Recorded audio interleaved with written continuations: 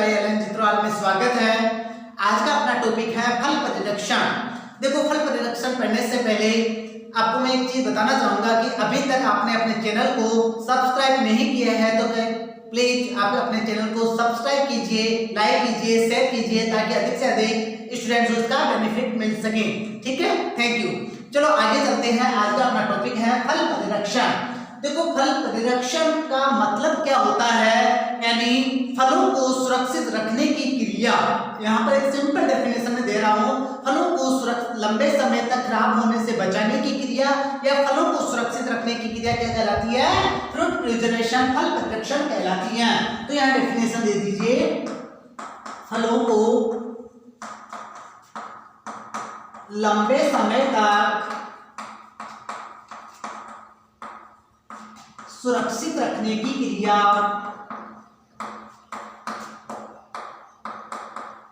क्या कहलाएगी? फल परिरक्षण कहलाएगी।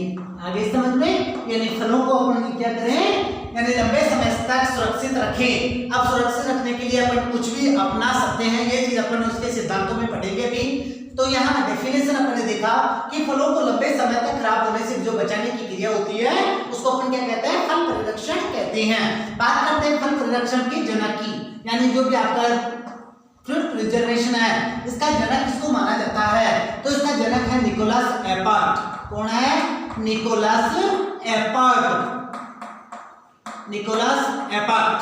यानी आपको पूछा जाएगा क्वेश्चन कि फल परिरक्षण का जनक कौन है, तो आपको बताना है निकोलस एपर्ट। ठीक है, इसके बाद अपन बात करते हैं परिरक्षण प्रयोगशाला, यानी सर्वप्रथम परिरक्षण प्रयोगशाला कहाँ खोली गई? प्रयोगशाला। तो यहाँ पर प्रथम जो परिरक्षण प्रयोगशाला है वो खोली गई थी मुंबई में। कहाँ खोली गई थी? मुंबई में खोली गई थी और सन 1920 में खोली थी। कहाँ खोली थी? मुंबई में खोली थी और सन 1920 में खोली गई थी। ठीक है, याद रखना, प्रथम परिरक्षण प्रयोगशाला, प्रथम परिरक्षण प्रयोगशाला आपकी मुंबई में खोली गई और कब खोली गई? सन 1920 में खोली गई। इसके बाद में आपको कुछ क्वेश्चंस नेक्स्ट जो पूछा जाएगा कि भारत का प्रथम फल परिरक्षण कारखाना, फल परिरक्षण कारखाना। देखो, दोनों अलग अलग क्वेश्चंस बन गए। यहाँ पर पूछा प्रयोगशाला और यहाँ पर नीचे आ रहा है कारखाना। तो आपको बताना है कि जो भी भारत है इसका प्रथम जो परिरक्षण कारखाना था वो भी था तो मुंबई में, लेकिन सन चेंज थी, ये भी था मुंबई में। और मुंबई में कब खोला गया था? सन 1935 में खोला गया था। तो बताना है कि परिरक्षण जो प्रयोगशाला थी वो मुंबई में थी सन 1920 में, और जो प्रथम परिरक्षण कारखाना था वो था मुंबई में सन 1935 में। उसके बाद यहाँ से अपन फल परिरक्षण के लिए एक इंस्टीट्यूट पढ़ते हैं जिसका नाम है CFTRI। CFTRI यानी सी का मतलब सेंट्रल, जिसको अपन क्या कहते हैं हिंदी में? केंद्रीय। देखो, पूरा नाम अपने आप निकल जाएगा। थोड़ा सा यदि इंग्लिश नेम पर आप समझ यानी क्या करते हो, फोकस करते हो तो आपका अपने आप याद हो जाएगा। सी का मतलब सेंट्रल, जिसको अपन ने क्या बोला? केंद्रीय। एफ का मतलब होता है फूड, और फूड किसको कहते हो? अपन भोजन को, यानी यहाँ पर भोजन के लिए शब्द क्या आएगा आपका? खाद्य। क्या आएगा? खाद्य। तो केंद्रीय खाद्य। ठीक है, अब बात करते हैं टी। टी का मतलब होता है टेक्नोलॉजी। टी का मतलब क्या होता है? टेक्नोलॉजी। तो टेक्नोलॉजी को अपन क्या कहते हैं? प्रौद्योगिकी। तो खाद्य प्रौद्योगिकी, खाद्य प्रौद्योगिकी। ठीक है, इसके बाद देखो नेक्स्ट आर का मतलब होता है रिसर्च, आई का मतलब होता है इंस्टीट्यूट, रिसर्च अनुसंधान और इंस्टीट्यूट संस्थान।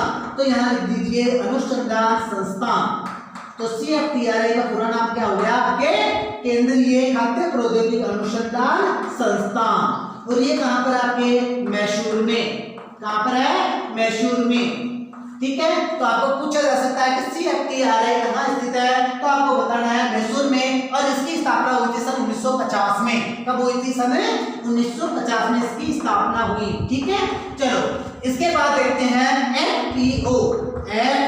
FPO, F का मतलब फूड, P का मतलब प्रोडक्ट, O का मतलब ऑर्डर। फूड का मतलब यानी खाद्य और प्रोडक्ट का मतलब होता है उत्पाद। प्रोडक्ट का मतलब क्या होता है? उत्पाद, और ऑर्डर का मतलब क्या होता है? आदेश। यानी एक आदेश जारी हुआ किससे संबंधित? खाद्य उत्पाद से संबंधित, और ये उत्पाद आदेश यानी जारी हुआ था सन 1955 में। कब आदेश ये जारी हुआ? सन 1955 में आदेश जारी हुआ। ठीक है, चलो यहाँ तक अपन ये जनरली बात की। अब बात करते हैं अपन फल परिरक्षण क्यों अपनाते हैं। तो फल परिरक्षण अपनाते हैं अपन यानी फलों को लंबे समय तक सुरक्षित रखने के लिए। तो पहली चीज अपन सुरक्षित क्यों रख रहे हैं? क्योंकि आपको पता है कि फल और सब्जियां क्या हो जाती है, अधिकांश भाग फल और सब्जियों का खराब हो जाता है बिना उपयोग किए। अरे अपन सब्जी लेके आते हैं, सब्जी लेके आते हैं तो उसमें क्या होता है, कुछ सब्जियां पहले से थोड़ी सड़ी हुई होती हैं, कुछ उनके बाद में सड़ जाती हैं। तो वहां पर यानी अपन क्या करेंगे, उनको लंबे समय तक सुरक्षित रखेंगे। तो पहली चीज आपको यहाँ ध्यान ये रखना है कि भारत में कुल फल व सब्जी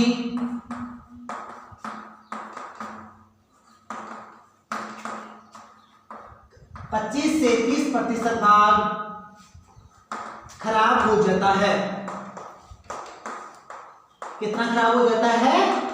आपके टोटल जो प्रोडक्शन होता है उस टोटल प्रोडक्शन का 25 से 30% भाग तो बिना यूज किए ही खराब हो जाता है, बिना उपयोग किए ही क्या हो जाता है? खराब हो जाता है। फिर बात करते हैं यानी जो भी आपका फ्रूट प्रिजर्वेशन था, फल परिरक्षण था, इसमें अपना भारत में कितना % भाग यूज में लेते हैं। तो यहाँ पर दूसरी चीज आपको बताना है कि भारत में कुल फल व सब्जी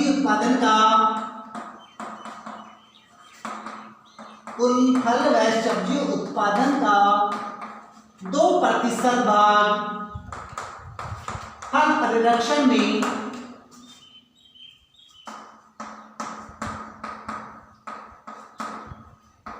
प्रयोग करते हैं। मात्र कितना करते हैं? 2% भाग ही करते हैं। अब देखो 25 से 30% भाग तो क्या हो रहा है? डायरेक्ट ही खराब हो रहा है बिना यूज में लिए ही, और 2% भाग अपन क्या कर रहे हैं? फल परिरक्षण में काम में ले रहे हैं। तो ये बहुत कम है अपने देश में। ठीक है, चलो इसके बाद चलते हैं यानी एक फल तरकारी नाम से एक पुस्तक आई थी, और इस फल तरकारी नाम की जो पुस्तक का लेखक था वो कौन था, ये चीज आपको यहाँ से ध्यान रखना है। फल तरकारी परिरक्षण प्रौद्योगिकी, फल तरकारी परिरक्षण प्रौद्योगिकी, ये एक प्रकार एक क्या थी? पुस्तक थी। यानी पूरा नाम है फल तरकारी परिरक्षण प्रौद्योगिकी, एक पुस्तक का नाम है। और इस पुस्तक का जो लेखक था वो था डॉक्टर सदाशिवम, व हरिश्चंद्र। दो साइंटिस्ट थे, हरिश्चंद्र। लेखक कौन थे?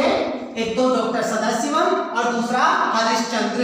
पुस्तक का नाम था फल तरकारी परिरक्षण प्रौद्योगिकी। ठीक है, चलो इसके बाद देखते हैं अपन यानी फल परिरक्षण के सिद्धांत। नेक्स्ट अपने को पढ़ना क्या है?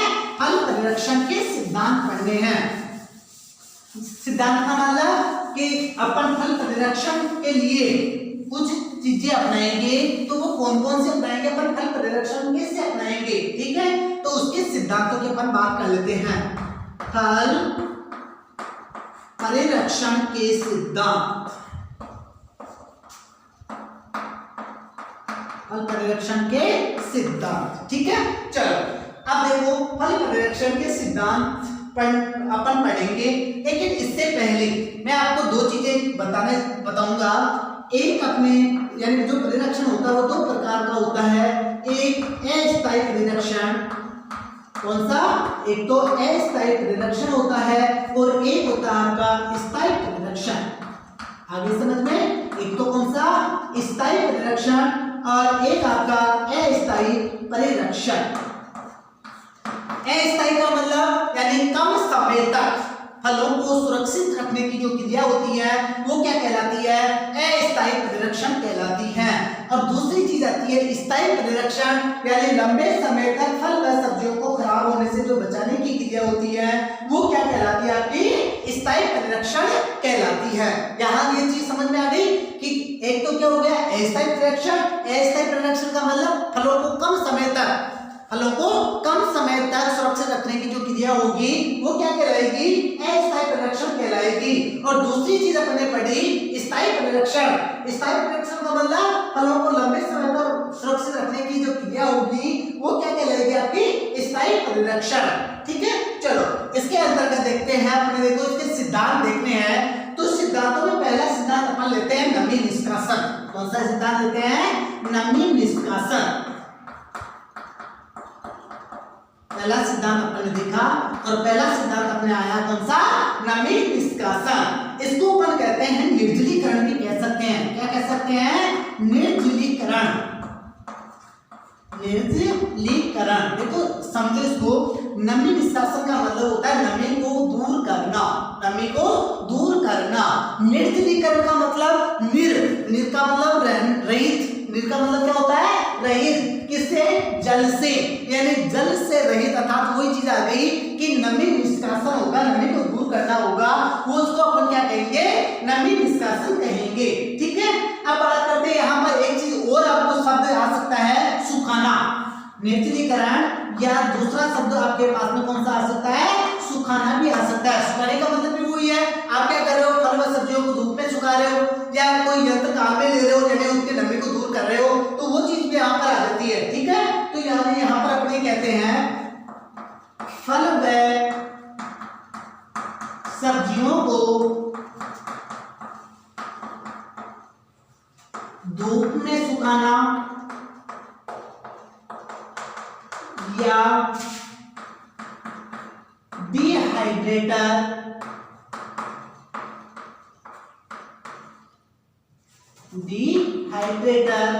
का प्रयोग करना। ठीक है, अब देखो यहाँ पर आपके चीज मैंने लिखी है, फल व सब्जियों को धूप में सुखाना।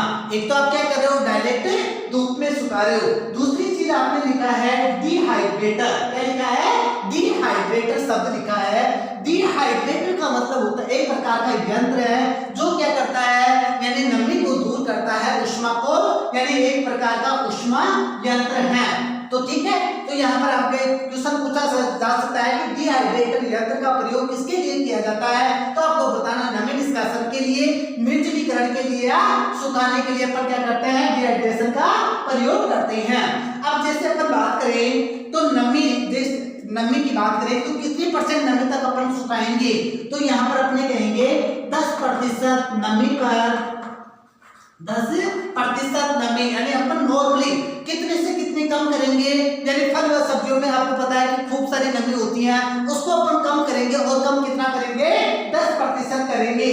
अब बात करते हैं, जैसे अपन क्या करते हैं, अंगूर होता है, उस अंगूर से क्या करते हैं, किशमिश बनाते हैं। क्या बनाते हैं, अंगूर से किशमिश बनाते हैं। तो किशमिश में मात्र नमी कितनी होती है, 10% होती है। कितनी होती है, 10% होती है। तो यहाँ पर अपने एग्जाम्पल दे सकते हैं, अंगूर से किशमिश बनाना, अंगूर से किशमिश बनाना, ये किसका एग्जाम्पल आ जाता है, आपका डिहाइड्रेशन का आ जाता है, आपके नमी निष्कासन का आ जाता है। ठीक है, चलो मैंने यहाँ पर एक चीज वैसे बता दी, दोनों चीज बता दी। आप क्या करो, धूप पे भी सुखा सकते हो और डिहाइड्रेटर यंत्र का भी प्रयोग कर सकते हो। इसके बाद में दूसरा जो सिद्धांत है, वो दूसरा सिद्धांत ले लेते हैं अपन, स्वच्छता। कौन सा सिद्धांत लेते हैं, स्वच्छता सिद्धांत अपन ले लेते हैं। चलो देखो दूसरा सिद्धांत,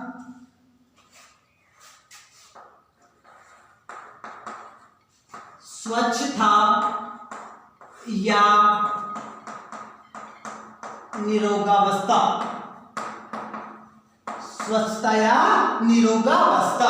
अब देखो स्वच्छता या निरोगावस्था का मतलब होता है, अपन क्या करते हैं, फल व सब्जियां मार्केट से लेके आते हैं या मार्केट से न लेके अपन क्या करते हैं, अपने पास में खूब सारी फल व सब्जियां हैं, उनमें से अपन क्या करेंगे, जो खराब फल व सब्जियां हैं उनको तो अलग कर लेंगे और जो अच्छी होगी उनको अपन एक तरफ कर लेंगे। उससे फायदा क्या होगा कि उन अच्छी में यानी संक्रमण नहीं फैलेगा। ठीक है, तो यानी आप क्या कर सकते हो, स्वच्छता रखकर भी क्या कर सकते हो, यानी आप उनको लंबे समय तक सुरक्षित रख सकते हो। ठीक है, अरे वही चीज आ गई, प्रेजेंट में कोरोना चल रहा है, कोरोना फैलता है एक दूसरे से और आपके संक्रमण यानी एक दूसरे से संक्रमण मिलेगा, तो अपन वहां पर क्या करते हैं, स्वच्छता अपनाकर अपन क्या कर सकते हैं, उस संक्रमण से बच सकते हैं। ठीक है, तो यहाँ पर मतलब वही चीज आ लगी, स्वच्छता या निरोगावस्था अपनाकर अपन क्या कर सकते हैं, फल व सब्जियों को सुरक्षित रख सकते हैं। उसके बाद में आता है नंबर 3 पे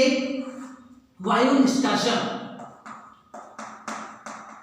नंबर तीसरा पॉइंट अपन ले लेते हैं, कौन सा, वायु निष्कासन। देखो वायु निष्कासन जो होता है, उस वायु निष्कासन का मतलब क्या होता है, वायु निष्कासन का मतलब होता है अपन वायु निष्कासन दूर कर रहे हैं, वायु को क्या कर रहे हैं, दूर कर रहे हैं। जैसे यानी कोई भी फल व सब्जी है उसमें क्या होता है, वायु होती है, अरे श्वसन क्रिया चलती रहती है, यानी O2 श्वसन क्रिया से मतलब O2। ठीक है, तो वहां पर वो चीज रेगुलर चलती रहती है और जब तक उसमें O2 होगी तब तक क्या होगा, यानी उस नमी निष्कासन यानी सॉरी श्वसन की जब तक वायु होगी उसमें O2 होगी तब तक उसमें श्वसन क्रिया चलती रहेगी और श्वसन क्रिया चलती रहेगी तब यानी क्या होगा, फल व सब्जी अपना खराब होगा।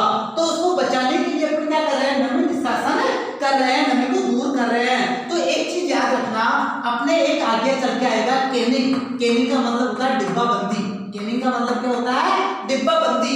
डिब्बा बंदी का मतलब समझो, डिब्बा यानी अपन क्या करते हैं, हर सब्जियों को डिब्बों में बंद कर देते हैं, वायु रहित डिब्बों में। मैंने यहाँ शब्द बोला है, वायु रहित डिब्बों में क्या करते हैं, बंद कर देते हैं। तो यहाँ मैंने एक शब्द लिखा कैनिंग। क्या लिखा, कैनिंग। तो कैनिंग में निर्वात पैकिंग, कैनिंग में निर्वात पैकिंग इसी सिद्धांत पर आधारित है।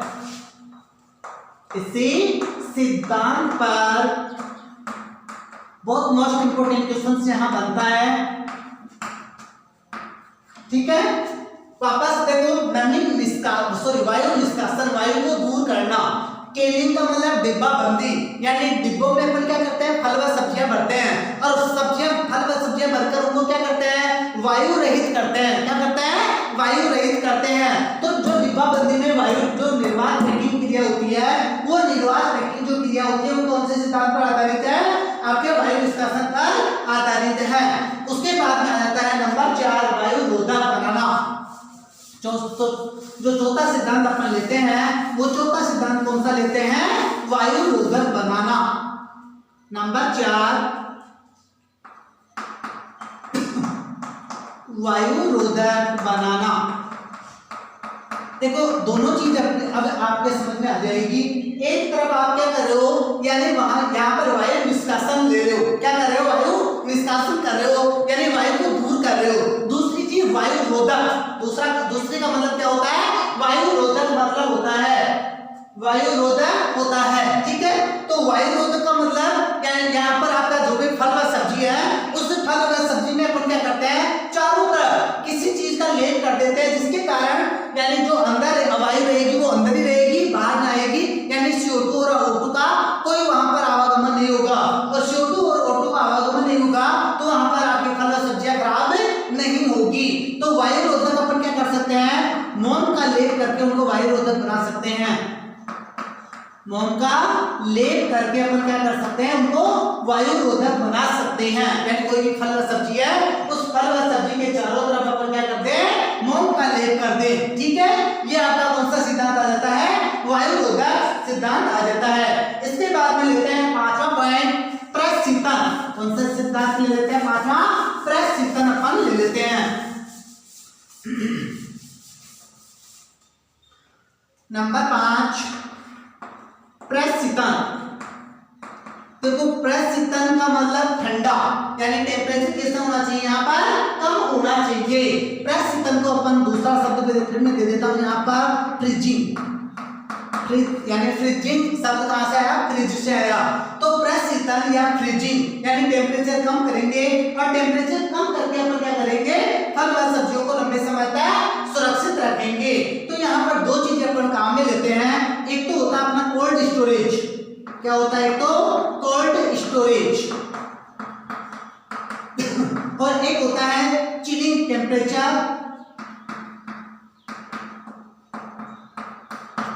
ठीक है, चिलिंग टेम्परेचर।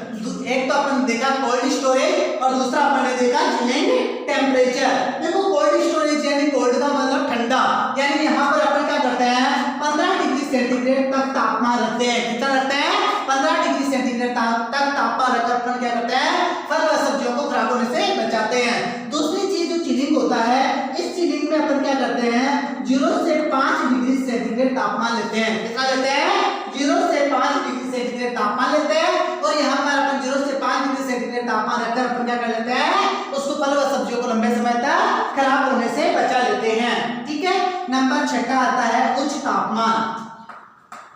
नंबर 6 पर ले लेते हैं कौन सा उच्च तापमान, यानी जैसे अपन ने फल व सब्जियों को कम तापमान पर रखकर सुरक्षित रखा, वैसे ही अपन क्या करें फल व सब्जियों को उच्च तापमान पर रखकर भी खराब होने से बचा सकते हैं। उच्च तापमान पर रखने से क्या होगा, यानी आपका जो बैक्टीरिया होगा, जो भी आपके फल व सब्जियों में जीवाणु है हानिकारक जीवाणु, उन वो हानिकारक जीवाणु की क्रियाशीलता और संख्या क्या हो जाएगी नष्ट हो जाएगी, यानी क्रियाशीलता में क्या हो जाएगा क्रियाशीलता प्रभावित हो जाएगी और क्रियाशीलता प्रभावित होने से काफी जो जीवाणु होते हैं वो क्या हो जाते हैं मर जाते हैं। अब बात करते हैं जो उच्च तापमान होता है, इसके अंतर्गत अपन दो चीजें अपनाते हैं। एक होता है अपना निर्जमीकरण, एक तो क्या होता है निर्जमीकरण और एक होता है पास्तुरीकरण, पास्चुरलाइजेशन। यानी जो निर्जमीकरण होता है इसको तो अपन कहते हैं स्टेरिलाइजेशन। क्या कहते हैं स्टेरिलाइजेशन। और जो आपका पास्तुरीकरण होता है इसको अपन कहते हैं, यानी पास्तुरीकरण को कहते हैं पास्चुरलाइजेशन। तो जो निर्जमीकरण क्रिया होती है इसमें अपन क्या करते हैं 100 डिग्री सेंटीग्रेड तापमान रखते हैं। कितना रखते हैं 100 डिग्री सेंटीग्रेड तापमान रखते हैं। कितने समय के लिए 30 से 60 मिनट के लिए। कितने समय के लिए 30 से 60 मिनट के लिए कितना टेम्परेचर रखते हैं 100 डिग्री सेंटीग्रेड पर उन फल व सब्जियों को रखते हैं, जिसके कारण उनमें उपस्थित जो हानिकारक जीवाणु है वो क्या हो जाएंगे नष्ट हो जाएंगे। दूसरा है अपना पास्तुरीकरण। पास्तुरीकरण में अपने क्या होते हैं 85 से 90 डिग्री सेंटीग्रेड तापमान काम में लेते हैं। कितने लेते हैं 85 से 90 डिग्री सेंटीग्रेड तापमान काम में लेते हैं। इसके कारण जो भी हानिकारक जीवाणु होते हैं वो नष्ट हो जाते हैं। अब देखो दोनों में जो डिफरेंस होता है वो होता क्या है निर्जमीकरण यानी निर्ज का मतलब रहित, जर्म्स का मतलब क्या होता है बैक्टीरिया से रहित, यानी चाहे लाभदायक हो चाहे हानिकारक हो दोनों जीवाणु यहाँ पर नष्ट होने वाले हैं इस क्रिया में निर्जमीकरण में। और जो पास्तुरीकरण जो क्रिया होती है वहां पर टेम्परेचर ले रहे हैं 85 से 90 डिग्री सेंटीग्रेड। यहाँ पर ओनली कौन से जीवाणु नष्ट होंगे हानिकारक जीवाणु ही नष्ट होंगे। ठीक है, चलो यहाँ पर अपन ने देखा छठा पॉइंट उच्च तापमान।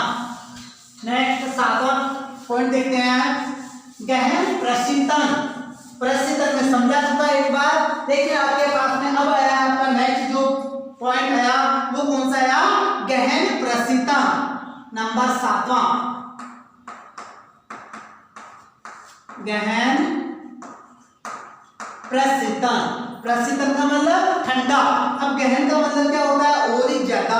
तो यहाँ पर एक चीज ध्यान रखना, गहन प्रशीतन में अपन जो लिक्विड नाइट्रोजन होती है उस लिक्विड नाइट्रोजन का प्रयोग करते हैं और उस जो लिक्विड नाइट्रोजन होती है उसका जो टेम्परेचर होता है वो होता है -196 डिग्री सेंटीग्रेड। कितना होता है तरल नाइट्रोजन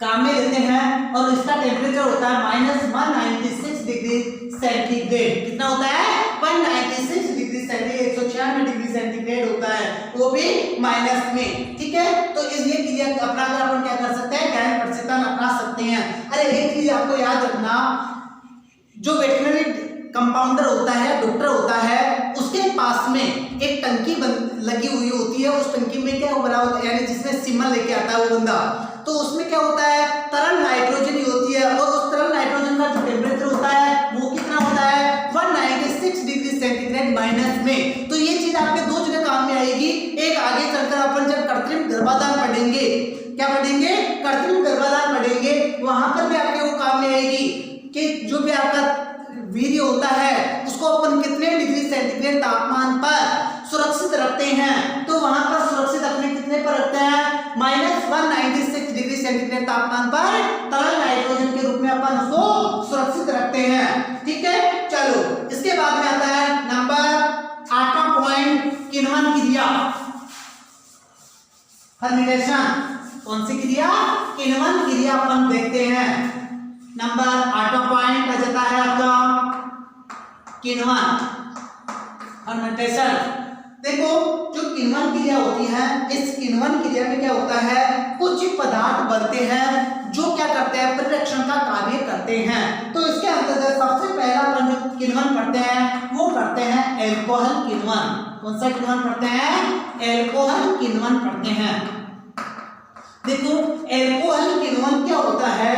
एल्कोहल किण्वन होता है अपने जो शर्करा होती है, कौन क्या होता है, शर्करा होती है C6H12O6। क्या हो गया? C6H12O6, यानी क्या अपनी शर्करा है। इस शर्करा का क्या होगा, यानी किण्वन होगा। क्या होगा? किण्वन होगा। और इस किण्वन में कौन सा जीवाणु काम में आता है? खमीर आता है। कौन सा आता है? खमीर यहाँ पर किण्वन क्रिया करेगा। तो यहाँ पर किण्वन के पश्चात क्या उत्पन्न होने वाला है? तो यहाँ पर एल्कोहल उत्पन्न होने वाला है। क्या उत्पन्न होगा? एल्कोहल उत्पन्न होगा। और एल्कोहल का जो सूत्र होता है वो होता है C2H5OH। क्या होता है? C2H5OH किण्वन का, सॉरी एल्कोहल का क्या होता है? सूत्र होता है। अब यहाँ पर दो अणु इस एल्कोहल के बनेंगे और दो अणु इसके बनते हैं CO2 के बनते हैं। हालांकि यहाँ पर दोनों ही चीजें परिरक्षण का कार्य कर सकती है, लेकिन जो आपका एल्कोहल किण्वन है, इस एल्कोहल किण्वन में आपको ये ध्यान रखना है कि एल्कोहल परिरक्षण का कार्य करता है। अब जैसे फॉर एग्जांपल मैं यहाँ पर बता रहा हूँ आपके शराब या वाइन। शराब एग्जांपल के तौर पे अपन ने देखा, शराब या वाइन जो होती है, इस शराब या वाइन में होता क्या है? एल्कोहल ही होता है। क्या होता है? एल्कोहल ही होता है। और ये एल्कोहल शराब और वाइन या वाइन को खराब होने से बचाता है। प्रोजेक्ट में आपने देखा होगा, यानी आप सैनिटाइजर्स का यूज कर रहे हो, सैनिटाइजर्स में क्या चीज है? सैनिटाइजर्स में एल्कोहल ही है। क्या है? एल्कोहल ही है। और ये एल्कोहल प्रोजेक्ट में क्या कर रही है? सैनिटाइजर के रूप में यूज में ली जा रही है।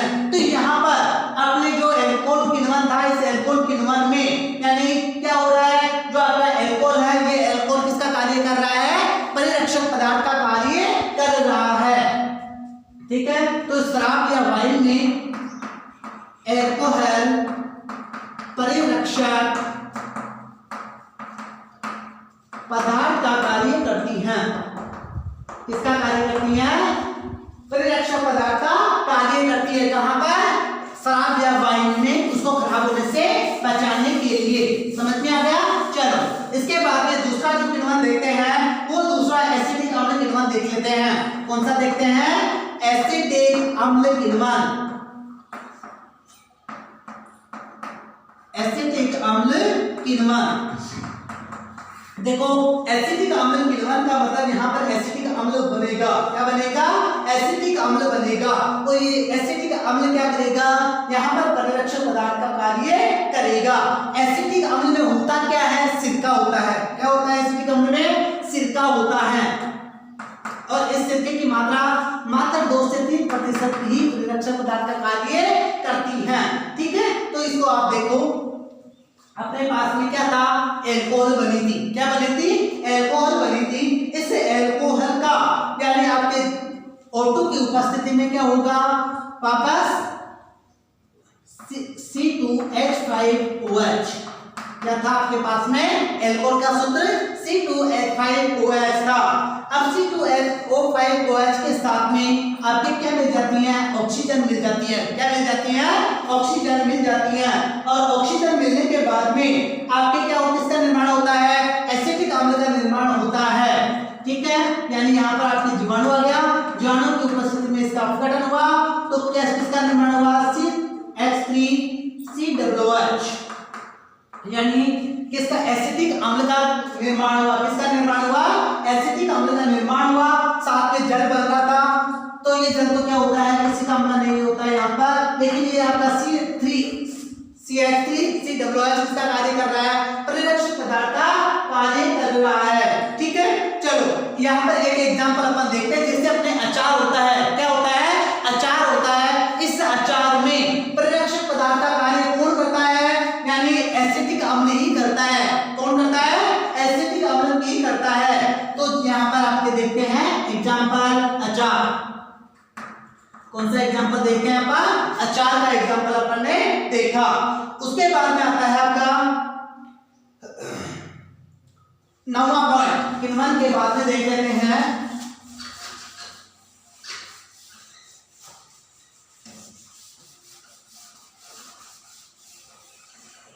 देखो किण्वन के बाद की बात करें तो मैंने वहां पर आपको जहां CO2 बनी थी वहां CO2 के टाइम पर क्या कहा था कि CO2 भी परिरक्षक पदार्थ का कार्य करती है।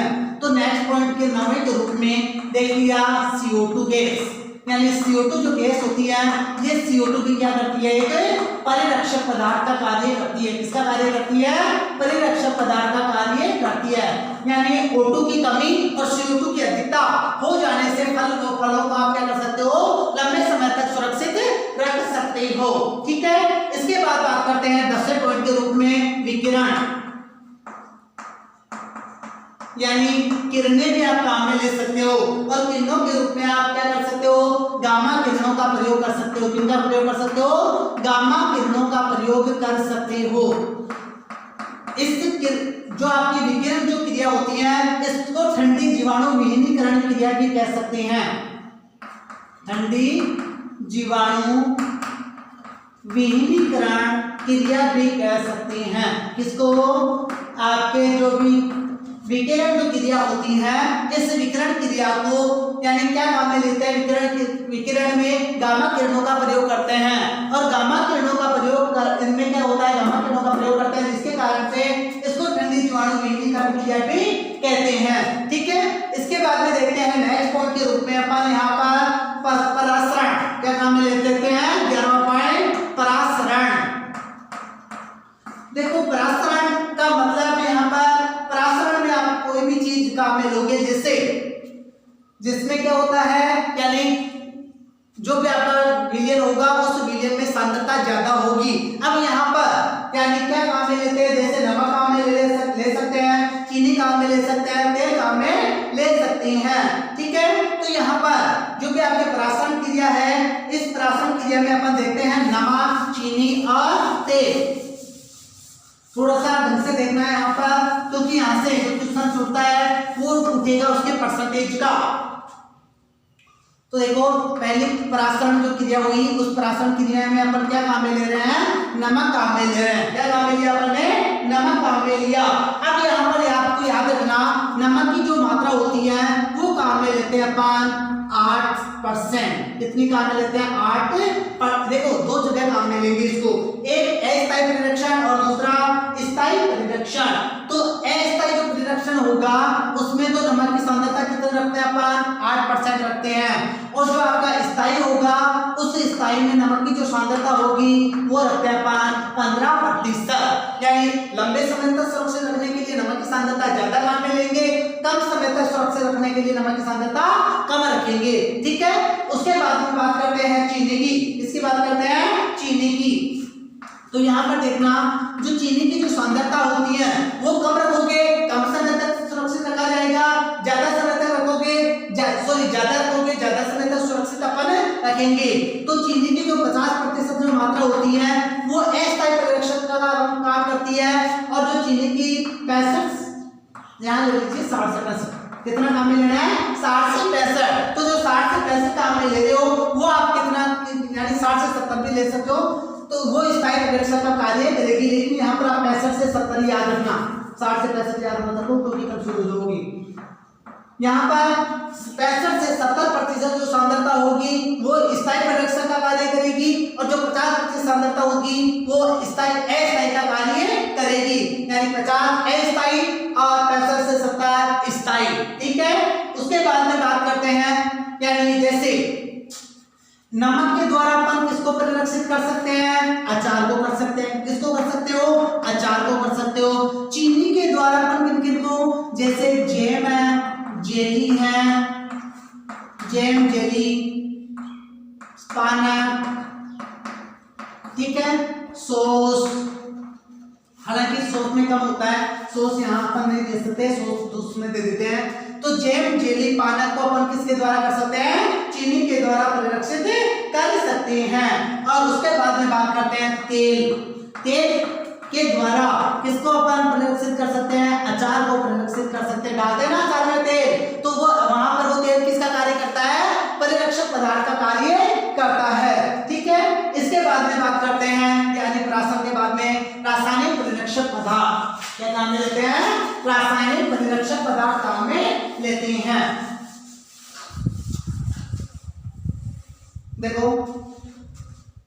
नंबर 12 पे अपन लिया रासायनिक परिरक्षक पदार्थ।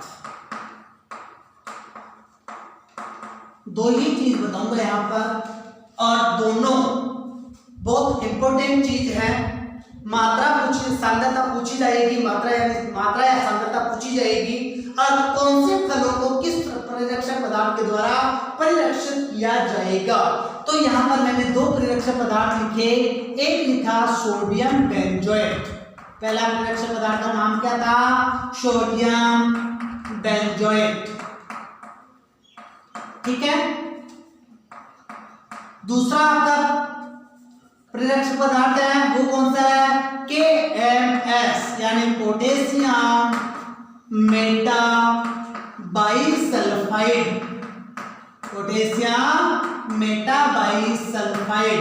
देखो एक आया सोडियम बेंजोएट, दूसरा आपका आया पोटेशियम मेटा बाइसल्फाइड यानी KMS। अब यहाँ पर दो चीजें एक और हैं, एक आता है रंगीन फल और एक आता है रंगहीन फल। एक आया रंगीन फल और एक आया रंगहीन फल। रंगीन फल का मतलब जो कलर्ड होंगे, अरे जैसे मैंगो, आम, पपीता, ये क्या है? कलर्ड। यहाँ बात करें रंगहीन यानी यहाँ पर एग्जांपल दे दिया टमाटर, इसमें रंगीन में। यहाँ कलरलेस में अपन एग्जांपल दे दिया आंवला। अरे आंवले का कोई कलर होता है क्या? नहीं, तो आंवला रंगीन, टमाटर, आम, पपीता क्या होते हैं? कलर्ड। तो जो कलर्ड होंगे उनके लिए सोडियम बेंजोएट काम में लेंगे और जो आपका कलरलेस होगा यानी रंगहीन होगा उस रंगहीन के लिए काम में लेंगे पोटेशियम मेटाबाइसल्फाइड। ठीक है, चलो सांद्रता याद रखनी है तो सांद्रता आपको याद रखनी है सोडियम बेंजोएट की। सोडियम बेंजोएट की सांद्रता रखी जाती है 750 ppm। कितनी रखते हैं? 750 ppm। अपन किसकी सांद्रता रखेंगे? सोडियम बेंजोएट की रखेंगे। और यहाँ पर बात करें पोटेशियम मेटाबाइसल्फाइड की, इसकी सांद्रता रखेंगे 350 ppm यानी 350 ppm पोटेशियम मेटाबाइसल्फाइड और 750 ppm सोडियम बेंजोएट। आ गई समझ में? अब यहाँ पर एक चीज थोड़ा से बता देता हूँ कि रंगहीन के लिए ये काम में क्यों लिया और रंगीन के लिए काम में क्यों लिया। देखो इसमें क्या होता है आगे, यानी जो पोटेशियम यानी क्या होता है, ये पोटेशियम होता है। ये पोटेशियम क्या करता है? इसका जो कलर होता है उस कलर को क्या करता है? उड़ा देता है। ठीक है, यानी SO2 होता है, SO2 ही परिरक्षण पदार्थ का कार्य करती है। पोटेशियम काम में यहाँ पर नहीं होता है लेकिन इससे कलर उड़ा देता है, जिसके कारण से अपन ने रंगीन फलों के लिए पोटेशियम मेटाबाइसल्फाइड बता दिया और कलर्ड वाले के लिए सोडियम बेंजोएट बता दिया। ये आपके फल परिरक्षण के सिद्धांत कंप्लीट हो जाते हैं। सारे सिद्धांत बहुत अच्छे सिद्धांत हैं, सबको कंप्लीट तरीके से पढ़ना है कि किसकी सांद्रता कितनी काम में लोगे।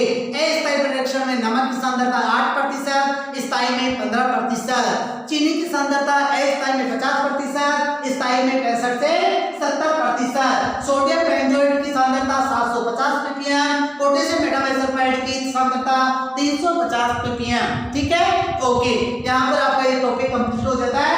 नेक्स्ट जो भी आपका परिरक्षण है उसका देखते हैं अपन नेक्स्ट टॉपिक में। ओके।